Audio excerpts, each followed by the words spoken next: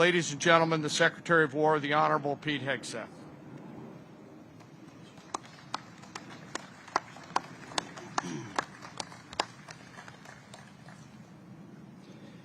"24 years ago, Islamist terrorists massacred nearly 3,000 innocent American lives in New York City, Shanksville, Pennsylvania, and right here at the Pentagon. The building you see behind me, the War Department, was targeted in an act of savage evil.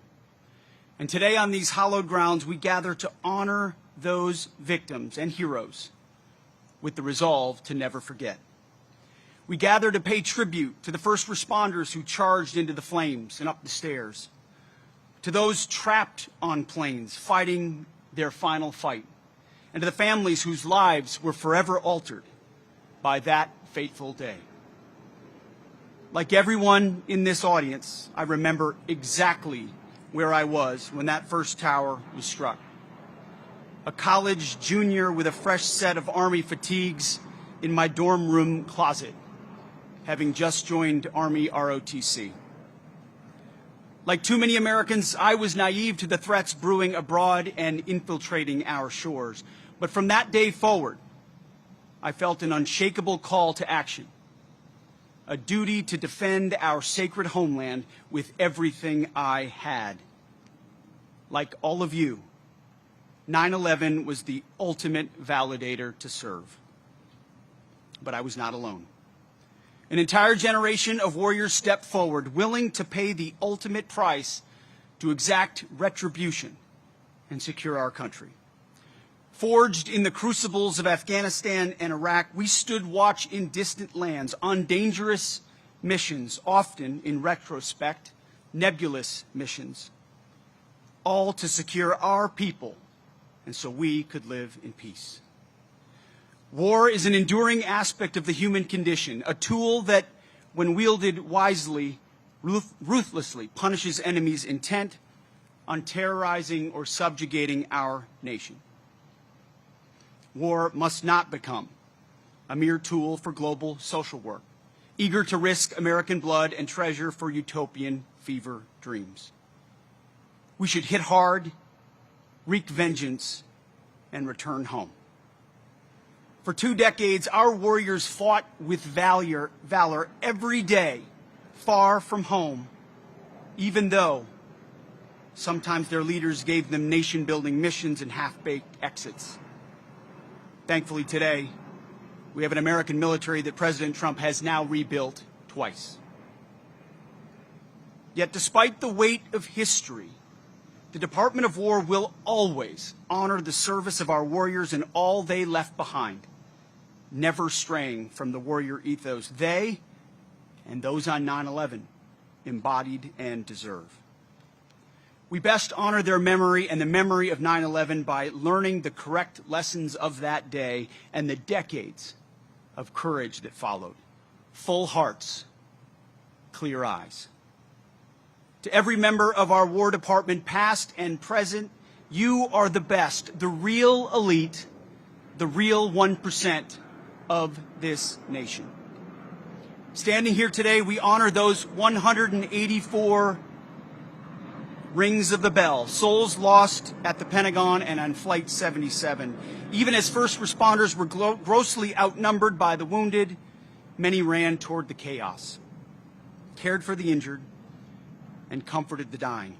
It was bedlam. But in that moment, American heroism was laid bare. That purpose, that spirit lives on in uniform today. Despite such tragedies, our republic endured. It endured that day. It endured on Flight 93, charging that cockpit, and at the Pentagon. It endured over those Islamists. It endured over 2 decades of war, and it endured stronger, wiser, and tougher, forged by the blood and courage of patriots. Our job now is to ensure that future generations inherit a strong and vigilant America. 9/11 is vivid for me and all of you, but it will soon live only in the history books for our youngest. We must teach our children that the price of freedom we love is eternal vigilance.